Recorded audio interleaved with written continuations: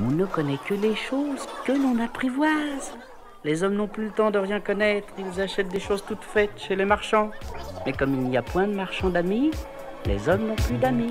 En fait, on est en train d'écrire quelque chose de nouveau, et je me suis rendu compte que finalement, dans l'histoire, tout ce qui nous paraît évident aujourd'hui, à un moment donné, ça a été des utopies. Le droit de vote des femmes, l'abolition de l'esclavage, etc., etc. Et que c'est parti de citoyens. Dans le reportage, on entendait 5% des gens peuvent changer le monde. Je me suis rendu compte il n'y a pas très longtemps que la résistance en France pendant la Seconde Guerre mondiale, c'était 2 à 3%. Et des exercices qui utilisent l'imaginaire, convaincus que la seule chose qui transforme, c'est la poésie. C'est-à-dire notre sensible, notre fragilité.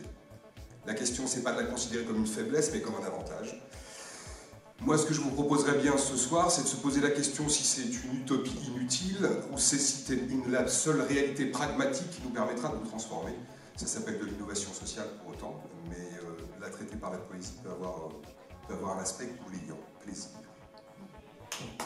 Il y a des stratégies un peu sympas. Par exemple, un coposter collectif, si en plus il est joli, qui peut s'insérer partout.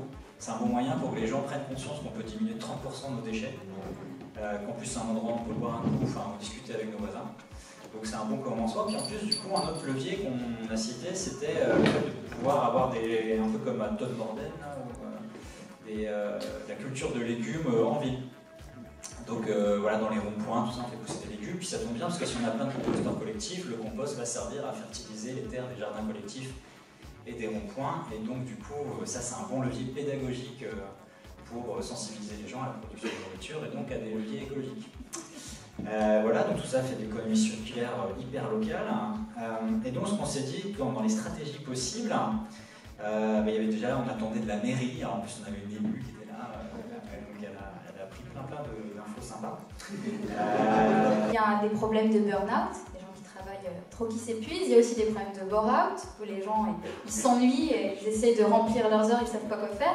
Il y a aussi les bullshit jobs, donc des gens qui écrivent des rapports à n'en plus finir, des évaluations sur les évaluations, sur les rapports, des rapports qui sont payés à rien foutre en fait.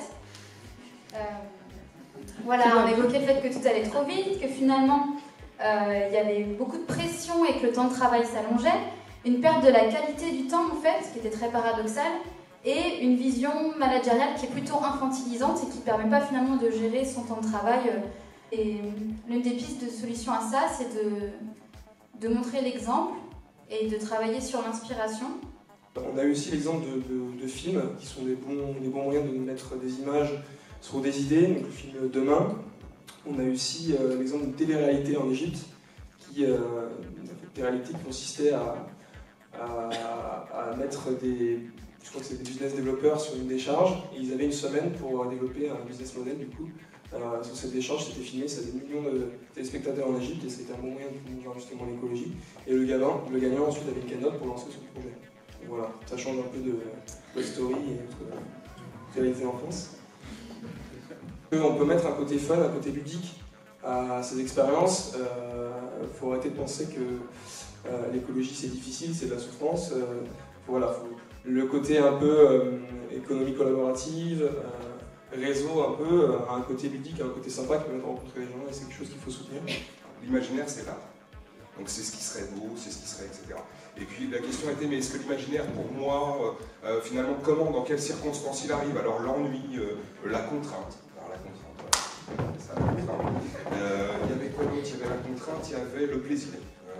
Donc il y avait des circonstances différentes, donc difficiles à cerner. Puis la question, c'est est-ce que ça peut devenir un exercice, un outil exercice concret? Est-ce que finalement, on est contraint dans nos imaginaires à penser des choses qu'on attend de nous? Est-ce qu'elle, on attendait ce genre de présentation? Est-ce que c'était prévu? Est-ce que c'est calibré? Est-ce que ça fait partie du format? Donc voilà, c'est ça l'imaginaire. Est-ce que c'est respectueux l'imaginaire? Alors, est-ce que finalement c'est trop vague, donc il ne faut pas y toucher? Ça ne pourrait pas être quantifiable, donc il ne faut pas y toucher, ou ça ne peut pas être cernable. Donc voilà, on a dit à peu près tout et n'importe quoi, et on a vu un plaisir certain. Donc, merci.